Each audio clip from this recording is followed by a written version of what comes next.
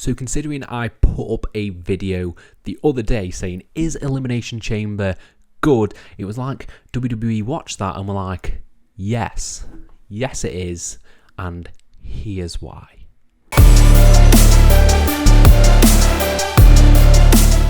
Hello and welcome to FTTR, I am you, McQuain, and today we are talking about Elimination Chamber 2023, but before we dive into that, please hit subscribe, please like this video, please comment your thoughts on Elimination Chamber down in the comments below, because I want to know everything you thought about this show, and subscribe because I will have a New Japan Battle in the Valley video up in the next few days as well, my review of that show, but this is my review of Elimination Chamber, a hotly anticipated show from Montreal, in which we saw Sami Zayn versus the Tribal Chief Roman Reigns, and did it deliver?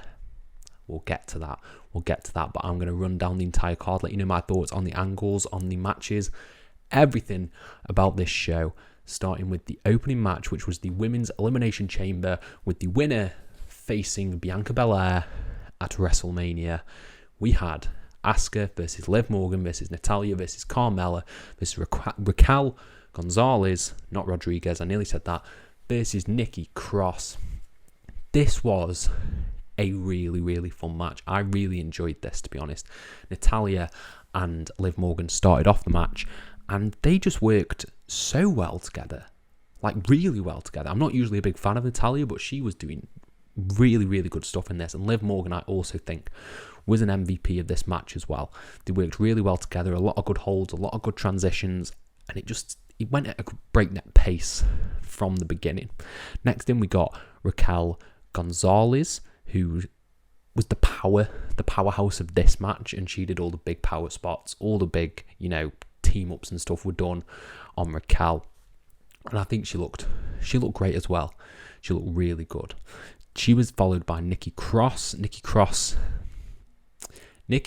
was the person who I think did the least in this match and was the least sort of entertaining for me. Sure, she had the big spot where she dived off the pod, did a big crossbody off there, but I think she was the most, expendable in terms of this. She was a body in there to get pinned, essentially, and she didn't have a lot of character work as well, which is what I thought Carmella really brought to the match, who was in at number 5. Obviously, Corey Graves was putting her over huge, but she was the sneaky heel. She was trying to sneak pins on everyone, and she had the storyline with Asuka, where Asuka came in at number 6 and destroyed her, which was really fun. This new version of Asuka is sick.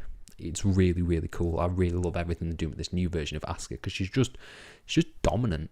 She's dominant and she just crushes everyone in her path. She had a good spot with Raquel. She had the amazing spot with Carmella, which I've already spoke about, because Carmella was great in this match. And it kept going and kept going and kept going, until we got an insane spot that I've never seen, which was Liv Morgan doing a sunset flip powerbomb to Raquel Gonzalez from the top of the pod, which just was flawlessly executed. It looked brutal, it looked nasty, but it worked really well. And then we just got people teaming up, a lot of teaming up in both Elimination Chamber matches, which I think was really good. The big team up to take out Raquel, a lot of super kicks involved in that.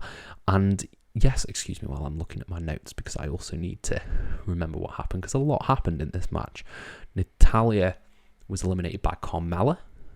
Yeah, Natalya was eliminated by Carmella, but not before Liv Morgan was eliminated with a really sick double team spot from Asuka and Natalya. Natalya had Liv in the sharpshooter, and then Asuka joined in, put the Asuka lock on Liv Morgan. Liv Morgan didn't tap out, she passed out, smiling again, teasing that sort of weird Harley Quinn gimmick that we might be getting down the line.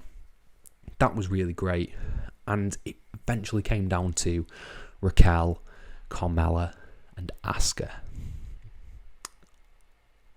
Good final three. Good final three. That I think we all thought it was going to go down to Raquel and Asuka, but no. Instead, Raquel is eliminated by the double team, like I said before, of Asuka and Carmella, just working together to take down the big powerhouse. And then shortly after, Asuka puts in the Asuka lock on Carmella and makes a tap, putting a bow on that story for us. And Asuka is your winner, going to WrestleMania to face Bianca Belair. I thought this was a great match. I think this is one of the best women's elimination chambers I've ever seen. I really enjoyed this. It was a really fun, entertaining chamber match, which is all I can hope for from an opening contest, and I'm happy to see that the right person won.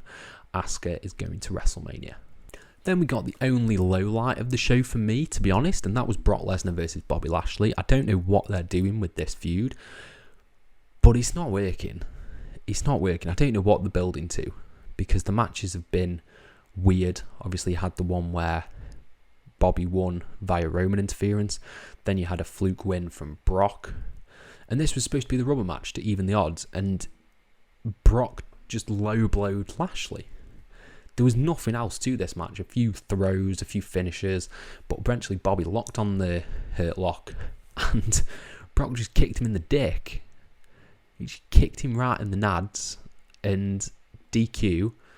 Brock then lays out a ref and lays out Bobby. I don't know what they're building to. The only thing they can build into is another match at Mania, but I'm not interested in that in the slightest. It might have like a last man standing stipulation or something like that.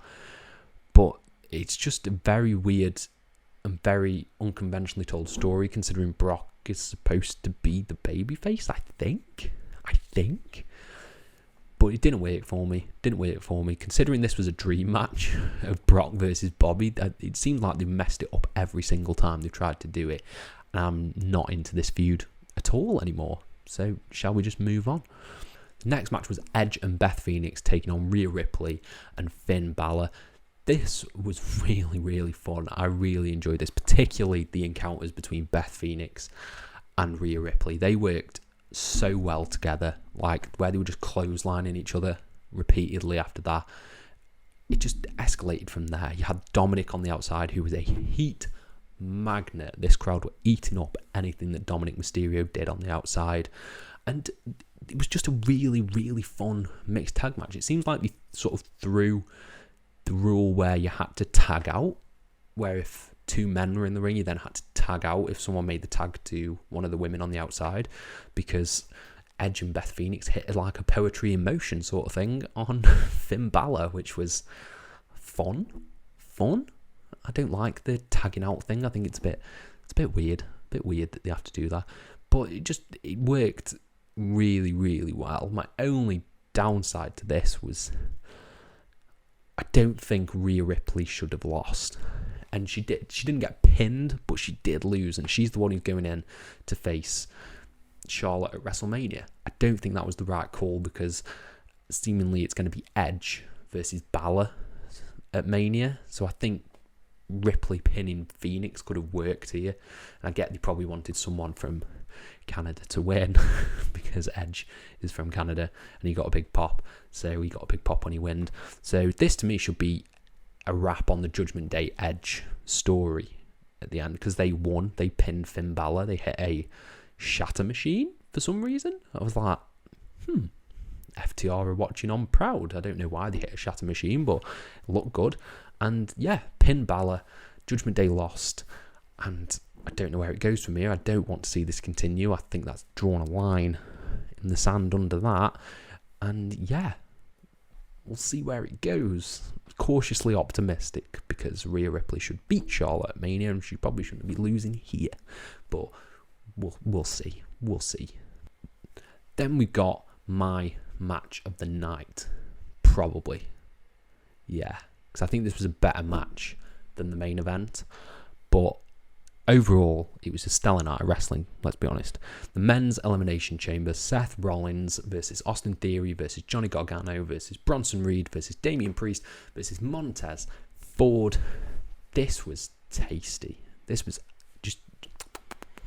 just tasty, because we had Seth Rollins and Johnny Gargano start the match, and Johnny Gargano's been given a rough time on Raw, so it was nice to see him do some great wrestling, which I know he can do because he's one of my favourite wrestlers in the world, and he had a terrific opening sequence with Seth Rollins. It was chef's kiss, perfect, everything that I wanted.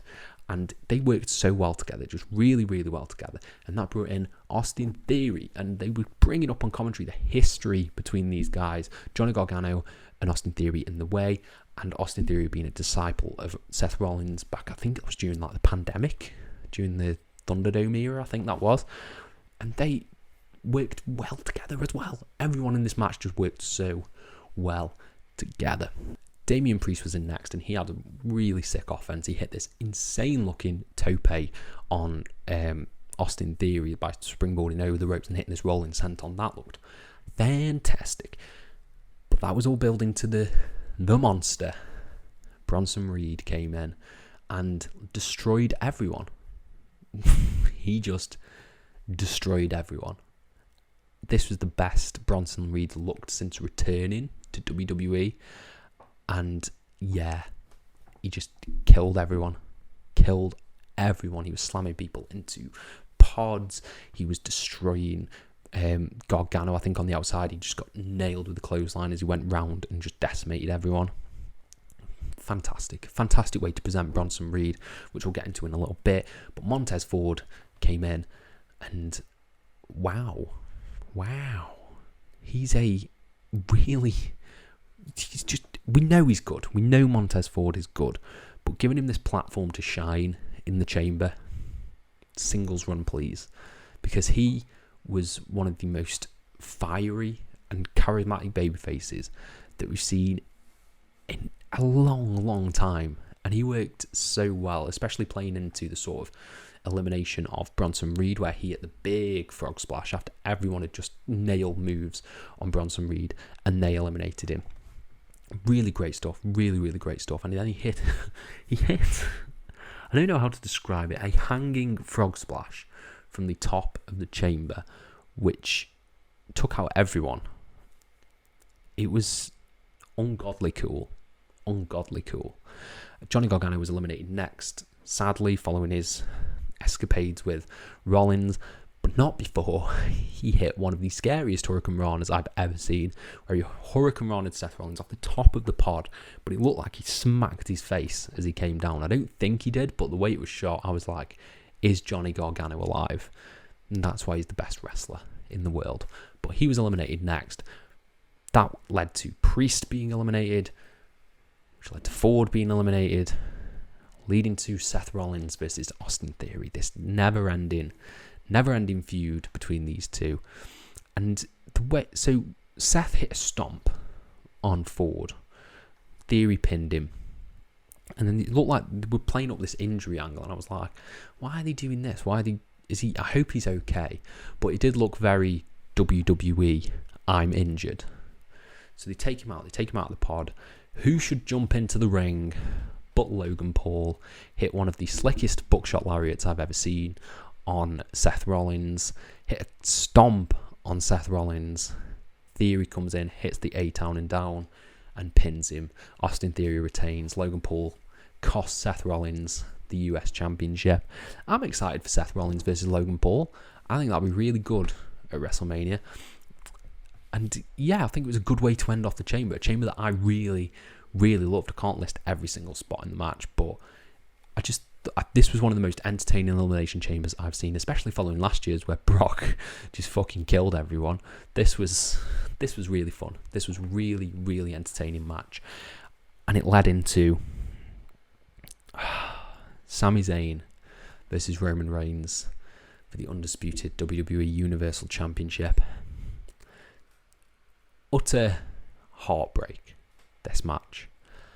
I don't know what it was, but in sort of the 2 days, the way they've been presenting Sami on TV has, I think, gave people the inkling that they might pull the trigger on him. The promo with Cody, the promo the other night on SmackDown, really gave people hope that he might win. And Roman is the master. I don't think there's anyone better in the industry who can pull off a kick out better than Roman Reigns. He somehow gets his shoulder up at 2.999, and some of the near falls in this match, like this match was great. The first 2 minutes were just them staring at each other, soaking in the Montreal crowd, but the escalation and some of the near falls, the spear through the barricade and the Blue Thunder Bomb was a great near fall, and that it gave so much hope This did. There was an insane near fall as well off of a haluva kick. I think it was the Superman punch that Sami did into the haluva kick. That was just utterly tremendous.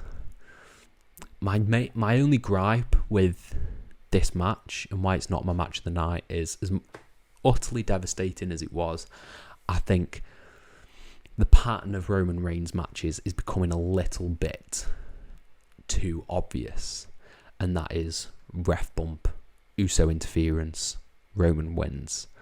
It's a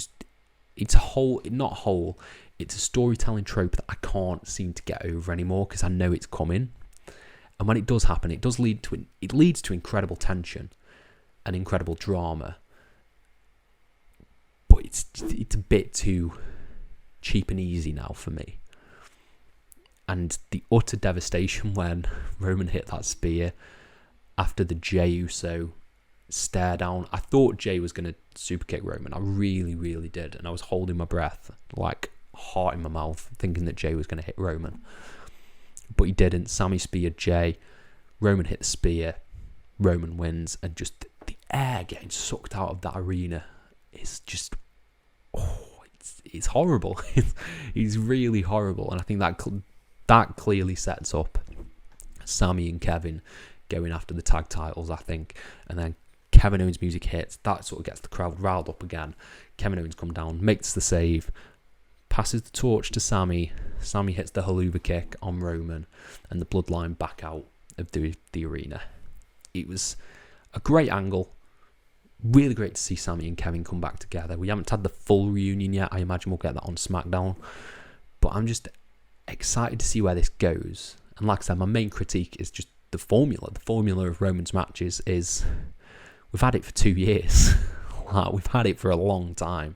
It's just reaching the edge of my taking, and hopefully we'll see at Mania. It will be different when it's Roman versus Cody. It's officially set. Like, there's probably going to be no Sami in that match. It's Roman, Cody on the horizon. I'm excited to see that build and see where that goes.